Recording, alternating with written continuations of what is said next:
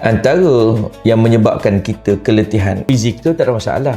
Fizikal kita rehat sekejap, kita boleh bangkit balik.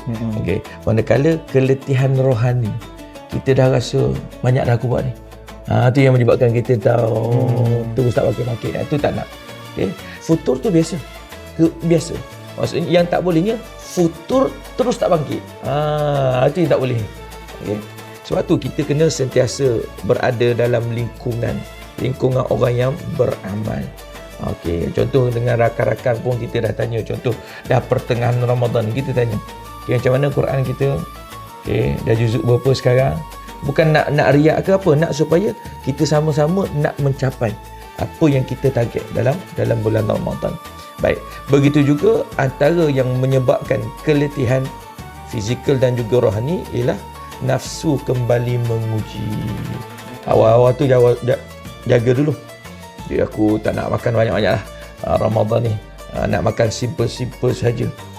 Tapi dia mengisi ruangnya antara lain tengok Facebook, tak ada kerja.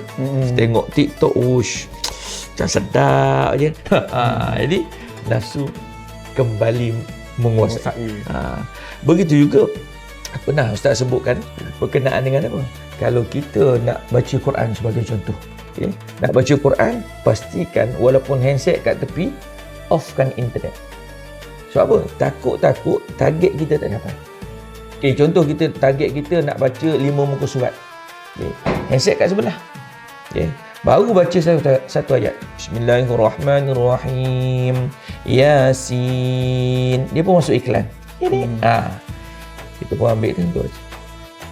Setengah jam kat situ. Last sekali sadaqallahul azim. Bukan kata satu juzuk, bukan kata satu surah, satu ayat saja. Sebab apa? Gangguan. Sebab tu kalau kita nak beribadah, kita fokus. Ramadan ini bukan kita kejar kepada kuantiti yang banyak, akan tetapi kita nak sebagai kepada istiqamah dan juga kualiti yang kita nak persembahkan kepada Allah Subhanahu Wa Taala. Baik.